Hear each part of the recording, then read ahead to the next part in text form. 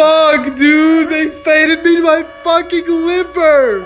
What the fuck is this? Yeah, that's it. You're gonna have to ball them out. You're gonna have to do a high ball fade right here. Bro, listen to me, listen. All you gotta do. I better sit down.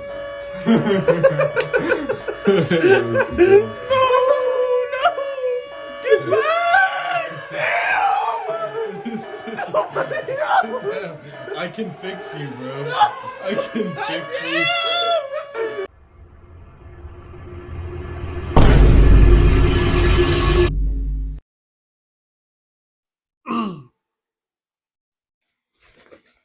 Hello, everybody. My name is We Heart Bobby, and I found a library book that has been due since August while looking for my tripod. As much as it would interest me in talking about the various crimes I've committed in my absence, let's just focus on the fact that I am back. And today I'm going to be talking about a crime. Not a crime that I committed, but a crime that was committed upon me. That's right, I got a haircut. I went to a proper barbershop for the first time. Editing Bob here. I'm just here to clarify that usually my uncle cuts my hair. This is why it's the first time I've ever been to a real barber. Usually, you know, I just show up and he gets me pretty good, gets me right. So this is the first time I've had to be a big boy and be like, hey, this is the kind of haircut I want. And got a fade. Viewer discretion is advised as I take my hat off here.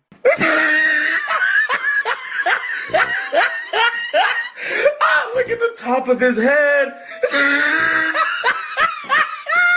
It's still not great. Luckily, my hair does grow pretty quick, so we were able to recover before the wedding I attended.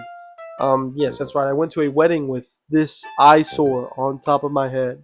So you might be asking yourself, you know, Bobby, how did you get yourself in this mess? Well, this could be my fault, and I'm not going to lie, but I'm still going to title this Worst in the Universe because this is an atrocity, this is a crime, and there should be punishment. I'm the kind of guy that gets rattled in a subway line when they ask me what kind of cheese I want. So when the barber asked me what kind of haircut I want, I was a little rattled. So I was like, can I get it short on the sides and then like short on the top, but like not as short?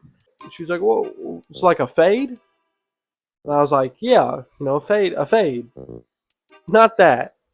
Look, guys, this is not a fade. This is a very clear line, distinct line. There's no fading happening here. This is length, shorter length. We're jumping the gun. The gun has been jumped. So I told her what I wanted. You know, I put my head down, like you're seeing here, and I was letting the cutting happen. And I picked my head up. See, my hair right now is about right here. It's pretty long compared to my sides. Would you believe me if I told you that it was originally longer? It was like this long. So I was like, that's not great here on the top. You know, the sides are pretty short. So I was like, can I get a little shorter? So she starts cutting the top, and I'm like, oh, okay. And then she cuts more off the sides. We lose more side length here. Cardiac sensor deployed. I was like, man, that's no good. And so I was like, can I get the top a little shorter? And she cut more off. And I was like, can I get the top a little shorter? She cut a little bit more off. And I was like, man, if I keep saying this, we're gonna be here all day. So I went ahead and cut my losses and paid up and walked out. When I did walk out, I was greeted by my brother, who asked me, "You let them do that to you?" I've heard various names called upon my haircut. The Gunther fade is a popular one. Gillette razor fade is another one. Krispy Kreme donut head is one that I didn't even know existed until I got this haircut. Post haircut, I've also heard that I made several mistakes upon my first barber visit.